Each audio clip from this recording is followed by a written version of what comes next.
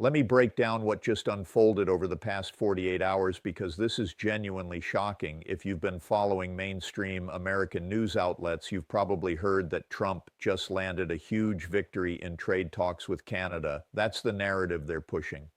But when you actually dig into the paperwork, the reality is startlingly different.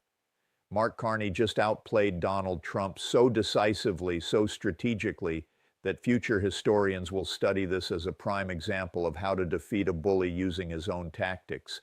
Canada came out on top, the United States came out behind, and American shoppers and businesses are about to feel the consequences of Trump's miscalculation. Now, here's why this situation is critically important. For half a year, Trump has been threatening Canada with crushing tariffs, pushing for renegotiated trade conditions, claiming that Canada was exploiting the United States and promising to end it. He held rallies. He fired off aggressive posts online. He told his supporters he was going to make Canada pay, protect American jobs, and prove that America won't be pushed around anymore. Then yesterday, Trump appeared before cameras and announced a fresh agreement with Canada. He labeled it a fantastic deal, possibly the greatest trade deal ever made. He claimed Canada had finally accepted fair conditions and that American workers would see enormous benefits. But here's the catch. The actual agreement text, released 6 hours after his press event, reveals something entirely different. Canada surrendered nothing, absolutely nothing. In fact, Canada secured meaningful new benefits, while the United States accepted limitations and expenses that didn't previously exist. Mark Carney played Trump flawlessly, and Trump either doesn't grasp what he signed or he's misleading the American public about the agreement's contents. Either scenario spells disaster for the United States. Let me walk you through what really took place because the specifics matter and they expose just how thoroughly Trump was outsmarted. 3 months back, Trump delivered an ultimatum. He informed Canada that unless they met his requirements, he would slap 25% tariffs on all Canadian products entering America. His demands were substantial. Eliminate Canada's dairy supply management system, remove digital services taxes targeting American tech giants, guarantee energy shipments to the U.S. at prices below market rates, accept caps on Canadian steel and aluminum output. These weren't minor requests. These were fundamental restructuring demands aimed at benefiting American industries at Canada's expense. Carney's answer? No, but he didn't just refuse and walk away. He declined, then offered Trump a counteroffer, one that appeared on the surface like Canada was backing down. But read the fine print and you'll see Canada gave up nothing meaningful while extracting enormous concessions from the United States. Here is what the agreement actually says. First, dairy. Trump wanted complete American access to Canada's dairy sector. He's complained about Canadian dairy protections for years. In the New Deal, Canada agreed to permit a modest increase in American dairy imports.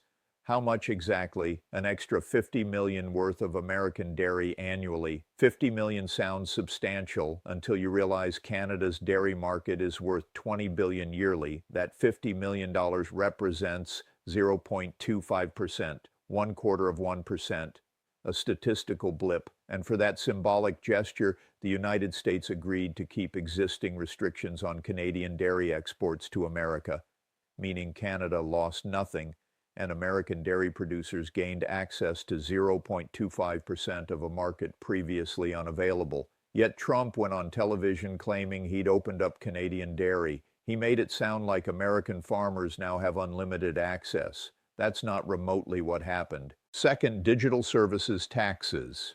Canada has a tax on revenue generated by major tech corporations operating within Canada. Companies like Google, Facebook, Amazon.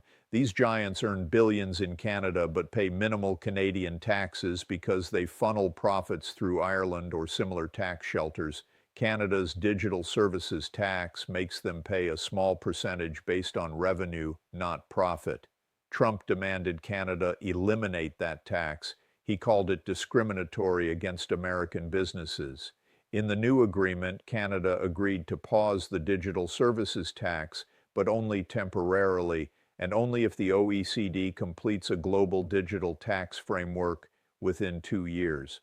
If the OECD finalizes that framework, which they're highly likely to, Canada will simply implement the global tax, which mirrors the tax they already had. And if the OECD doesn't finalize it, Canada's tax automatically returns. So Canada suspended a tax for 2 years in exchange for nothing, and they get to reinstate it with international legitimacy once the OECD framework is ready.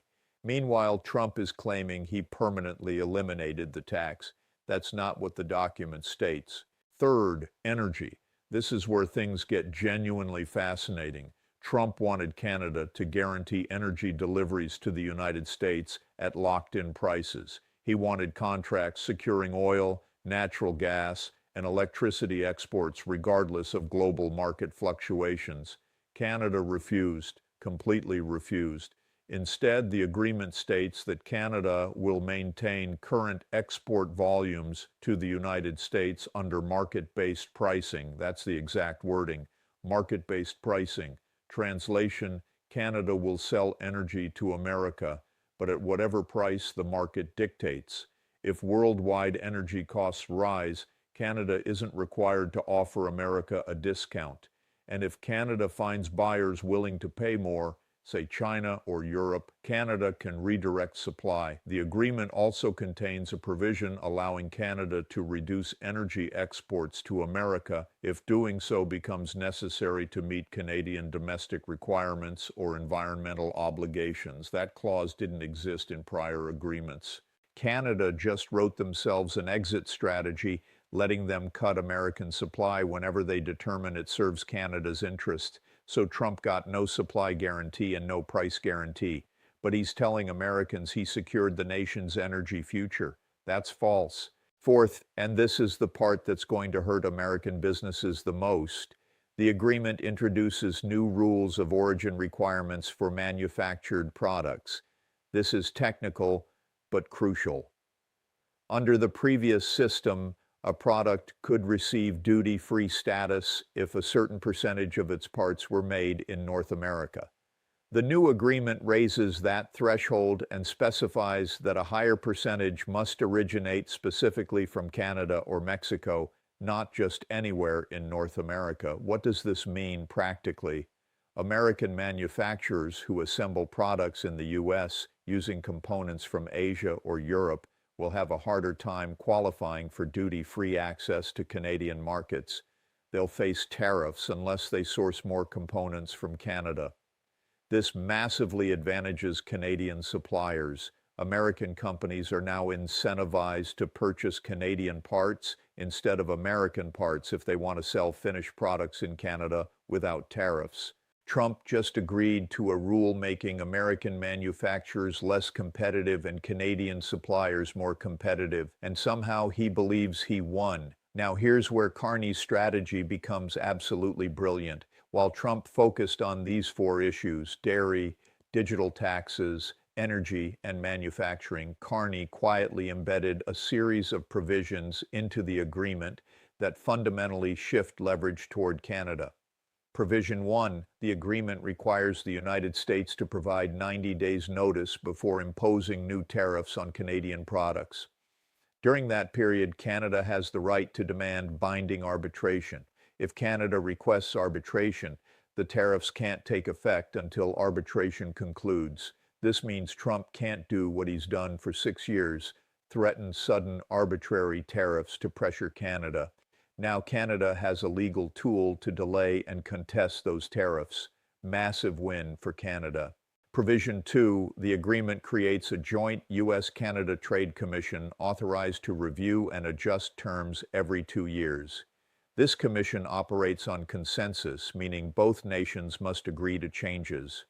Practically speaking, the U.S. can't unilaterally alter the agreement. If Trump or a future president wants renegotiation, they need Canada's approval. Canada can simply refuse, and the terms remain unchanged. Provision 3, and this is the kicker, the agreement contains a most favored nation clause stating if the United States offers superior trade terms to any other nation, those identical terms automatically extend to Canada. If the U.S. signs trade deals with the UK, Japan, or anyone else containing more favorable conditions than Canada received, Canada automatically receives those conditions too. Canada benefits from all future U.S. trade agreements without negotiating for them. Trump agreed to that. He locked America into giving Canada the best terms offered to anyone. That's an extraordinary concession, and I guarantee Trump didn't comprehend what he was signing. Let me tell you what happened behind the scenes, because this explains how Carney pulled this off. Trump's negotiating team, such as it is, focused entirely on headline issues: dairy, taxes, energy. They wanted to tell Trump we secured concessions on dairy, we got language on digital taxes, we addressed energy, and they did get language on those topics, language that sounds impressive in press releases but doesn't actually change anything substantive. Meanwhile, Carney's team concentrated on structural provisions: the arbitration clause, the joint commission, the most favored nation provision, the rules of origin modifications. Those are what actually matter, and those are what Canada won. Carney handed Trump symbolic victories he could tout to his base. In return, Canada secured legal safeguards and structural advantages, benefiting them for decades. That's not negotiation. That's a masterclass in strategic thinking. Now, let me walk you through what the fallout from this is going to look like, because the consequences will be significant and arrive quickly. First, American manufacturers will face a dilemma due to new rules of origin requirements.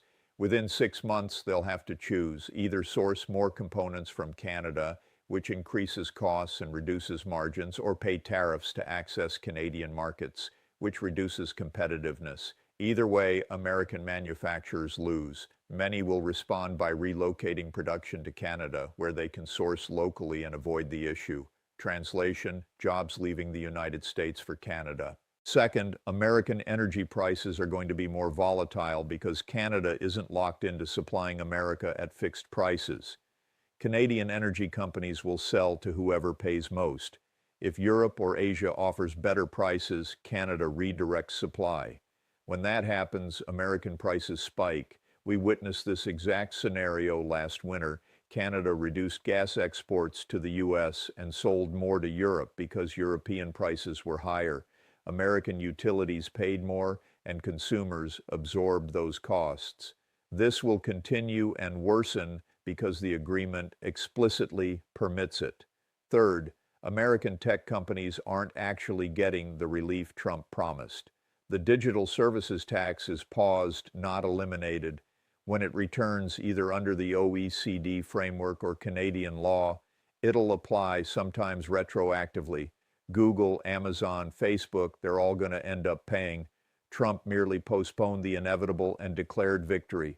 Fourth, and this is the most important long-term consequence, American credibility in trade negotiations is completely shot. Think about this from other nations' perspectives. Trump issued massive threats. He demanded major concessions. He said he'd economically crush Canada if they didn't comply. What happened? Canada refused, offered a counter-proposal giving Trump nothing substantive, and Trump signed it and called it a win. Every other country is watching and learning that Trump's threats are hollow, that if you stand firm and offer symbolic concessions he can spin as victories, he'll fold. This makes every future negotiation harder for America because no one will take American threats seriously anymore. If you're watching this from Canada, you need to understand that your government just protected your interests while making it look like they compromised.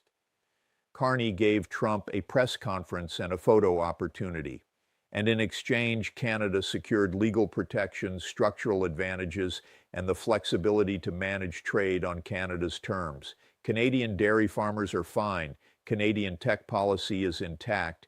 Canadian energy companies can sell to the highest bidder, and Canadian manufacturers just got a competitive advantage over their American rivals.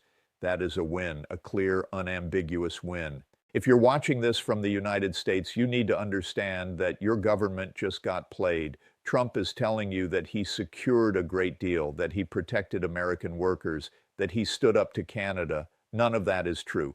American manufacturers are going to face higher costs. American energy consumers are going to face higher prices. American tech companies are going to pay the digital services tax anyway, and the United States just gave up leverage in future negotiations. This is not winning. This is losing while pretending you won. Here is the bottom line. Mark Carney outmaneuvered Donald Trump by offering symbolic victories on issues that don't matter while securing structural advantages on issues that do. Canada surrendered 0.25% of its dairy market, temporarily paused a tax that's returning anyway, and made zero binding energy commitments. In exchange, the United States accepted rules favoring Canadian manufacturers, gave Canada legal mechanisms to block future tariffs, and committed to offering Canada the best terms given to anyone.